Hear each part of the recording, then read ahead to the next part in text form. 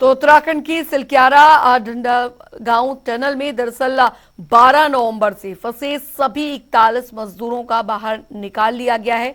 पहला मजदूर शाम 7:50 पर बाहर निकाला गया था। 45 मिनट बाद रात 8:35 पर सभी को बाहर निकाल लिया गया। सभी को एम्बुलेंस से अस्पताल भेजा गया। मजदूर 418 घंटे तक टनल में फंसे रहे। रेस्क्यू टीम के सदस्य हरपाल सिंह ने बताया कि शाम 7:05 पर पहला ब्रेक थ्रू मिला था। उत्तराखंड के मुख्यमंत्री पुष्कर सिंह धामी ने बाहर निकाले गए श्रमिकों से बात की और उनको गले लगाया। रेस्क्यू के बाद मजदूरों को 30 से 35 किलोमीटर दूर चिन्यालीसौड़ से ले जाया गया। वहां पर 41 बेड का स्पेशल हॉस्पिटल बनाया गया है। टनल से चिन्यालीसौड़ तक की सड़क को ग्रीन कॉरिडोर घोषित किया गया था।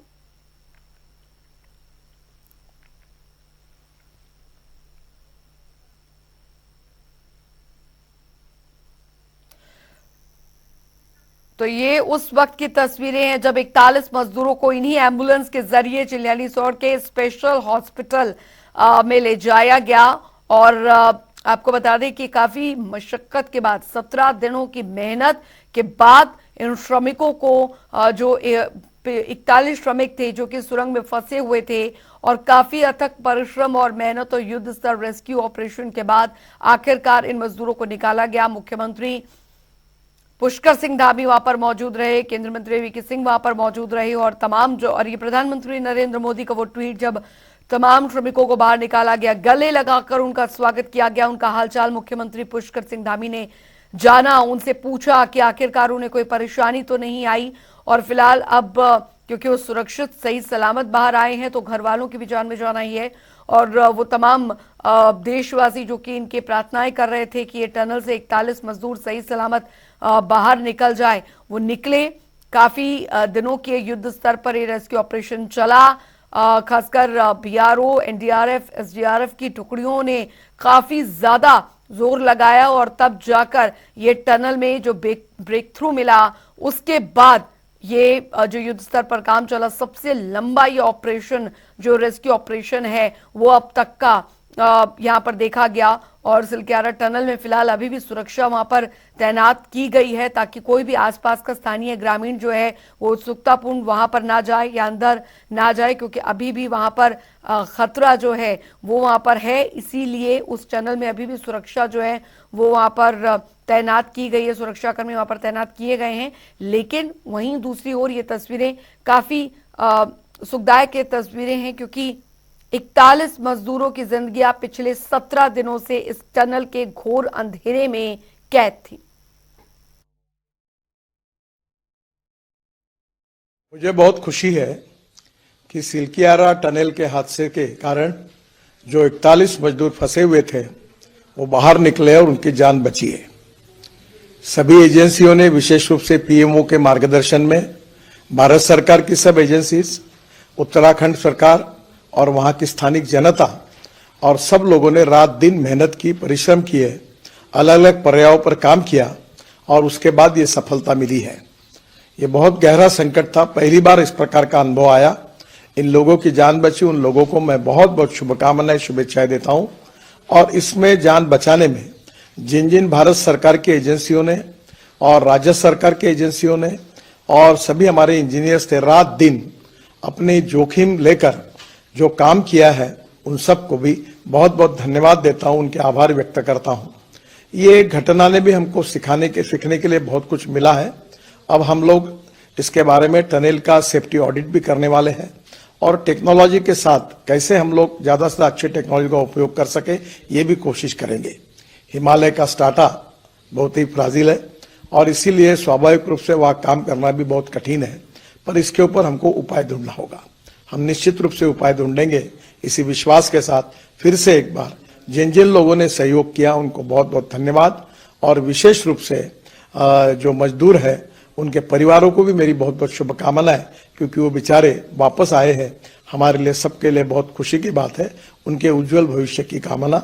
बहुत बहुत धन्यवाद। नमस्कार। मुझे बहुत पूरे अभियान में लगे हुए सभी कर्मचारियों को, सभी कार्मिकों को, सभी विशेषज्ञों को सभी हमारे वैज्ञानिकों को, सभी भारत सरकार की संस्थाओं को और एक एक व्यक्ति, हमारा एक एक व्यक्ति जो मीडिया से भी थे, उन समेत मैं सबका धन्यवाद करता हूं कि इस बहुत ही कठिन और चुनौतीपूर्ण काम को सभी लोगों ने अपना सहयोग प्रदान किया और बहुत चुनौतीपूर्ण काम होते हुए भी प्रातःकाल और शाम दोनों टाइम हमारे प्रधानमंत्री आदरणीय मोदी जी लगातार इस रेस्क्यू अभियान की हमसे सभी लोगों से लगातार जानकारी करते थे, लगातार अपना जो सहयोग देना था, जो उनका एक संबल था और उनका जो एक सहयोग और हम लोगों को जो भरोसा था और जो उन्होंने, मैं कहूं व्यक्तिगत रूप से उन्होंने मुझे एक काम भी दिया हुआ था, ये ड्यूटी दी थी कि किसी भी तरीके से इन सबका समन्वय करते हुए बाहर निकालना है। तो उनका अगर संबल न होता, उनका इतना जिस प्रकार से आज भारत सरकार की सारी हमारी एजेंसियां इस काम में लगी, तो निश्चित रूप से जो कठिन काम भी हमारे लिए आसान हो गया। मैं उनका भी धन्यवाद करता हूं कि और अभी भी उन्होंने, जैसे ही हमारे सभी श्रमिक भाई बाहर आए, उनका अभी दूरभाष पर फोन आया था और उन्होंने कहा कि सभी को मेडिकल उनका चेकअप ठीक से करना है, उनके परिजनों की सबकी कुशल क्षेम जानी, उनकी चिंता करनी है, उनके घरों तक ले जाने की उनकी व्यवस्था करनी है। सभी प्रकार से उन्होंने संपूर्ण चिंता करने का काम किया है। हमारे और भी सभी लोग इस काम में लगे हुए थे और विशेषकर से उत्तराखंड के हमारे सभी देवी देवताओं का भी मैं उनको भी नमन करता हूं कि उन्होंने बहुत काम किया। हमारे राष्ट्रीय जो सड़क परिवहन मंत्रालय है, उसमें आदरणीय गडकरी जी भी बीच में आए, उन्होंने भी यहाँ पर हर तरीके से इसको देखा और हमारे जनरल बीके सिंह जी, इनका मैं विशेष रूप से सबकी तरफ से और उत्तराखंड वासियों की तरफ से इनका मैं धन्यवाद इसलिए करता हूँ कि एक कैंप बनाकर लगातार यहाँ पर रहे। हमारे देश में या विदेश में जिस भी चीज की हमको जरूरत थी, वो प्रधानमंत्री जी के मार्गदर्शन से वो हमको मिली। कोई ऐसी चीज नहीं है, जितने साधन जुटाए गए हैं इतने साधन किसी और ऑपरेशन के अंदर नहीं जुटे होंगे। दूसरी चीज, सब चीजों के अंदर बहुत अच्छा कोऑर्डिनेशन इंतजाम था वो अद्भुत था और ये ऑपरेशन सफल हुआ। जी, निश्चित ही एक चुनौतीपूर्ण और लंबा ऑपरेशन था और सभी के सहयोग से ये पूरा हो पाया। इसके लिए मैं जितनी टीम्स यहाँ पे काम कर रही थी उनका धन्यवाद करता हूँ। साथ ही साथ जो हमारे जनप्रतिनिधि हैं, हमारे उच्च अधिकारी हैं, भारत सरकार के अधिकारी हैं, सबका इसमें पूरा सहयोग और मार्गदर्शन मिला। इसके लिए मैं बहुत बहुत सभी का आभार व्यक्त करता हूँ। कितना रोल रहा, चूंकि वो मिनट टू मिनट। जी, प्रधानमंत्री जी ने भी और माननीय मुख्यमंत्री जी ने भी इसकी प्रतिदिन और दिन में कई बार समीक्षा की, हर बार अपडेट लिया और जहां जो सहयोग की आवश्यकता थी, पल भर भी अभी का समय नहीं लगा उस चीज की स्वीकृति मिलने में या रिसोर्स या संसाधन को मोबिलाइज करने में। सर, आगे मजदूरों को लेकर क्या प्लानिंग है? इस दुर्गम पहाड़ी क्षेत्र में जो आपने इंतजाम किया वो अद्भुत था और ऑपरेशन सफल हुआ, आगे की क्या योजना है? अभी उनका एक प्राथमिक चिकित्सा परीक्षण हुआ है अंदर टनल में ही, और उसके उपरांत उनको हेल्थ फैसिलिटी भेजा गया है, वहां उनको अंडर ऑब्जर्वेशन रखा जाएगा और आगे चिकित्सक के परामर्श के उपरांत ही अग्रिम कार्रवाई की जाएगी। जी, लेकिन जानकारी ये दिया जा रहा है कि सभी श्रमिक स्वस्थ हैं, ये बड़ी खबर है। सभी स्वस्थ हैं ऐसा प्रथम दृष्टया पाया गया। आगे क्या स्थिति है उसके लिए एक ऑब्जर्वेशन में उनको रखा जाएगा। Thank you so much sir.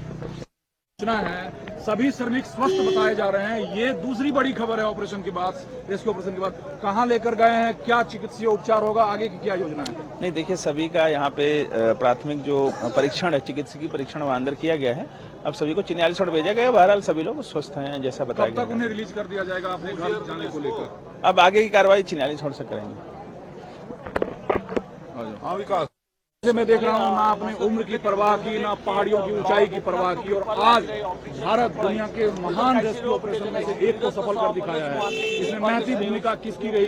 क्योंकि पीएमओ के फॉर्मर एडवाइजर, पीएमओ के डिप्टी सेक्रेटरी सभी इसमें लगे थे, मुख्यमंत्री और खुद प्रधानमंत्री मिनट टू मिनट इन्फॉर्मेशन ले रहे थे। ये पूरे भारत की जीत है और मुझे ये कहते हुए खुशी है कि इस जीत का श्रेय मैं पूरे भारत को देता हूं, क्योंकि उनके संबल से, उनकी प्रार्थनाओं से, उनके सहयोग से ही हम यहां तक पहुंच पाए हैं। लेकिन सर ये पहाड़ी गूंज रहा था, मोदी है तो मुमकिन है, नरेंद्र मोदी के जयकारे से, धामी साहब के जयकारे से, और आप सभी सीनियर अधिकारियों के नाम से जयकारे लगाए जा रहे थे। देखिए, जय घोष तो जितना करें उतना कम है, और प्रधानमंत्री मोदी जी का पूरा जो आशीर्वाद हमारे साथ रहा है उसका ही प्रतिफलन है कि हम आपके सामने उन 41 वर्कर्स को सुरक्षित ले आए। सफर को जानना हो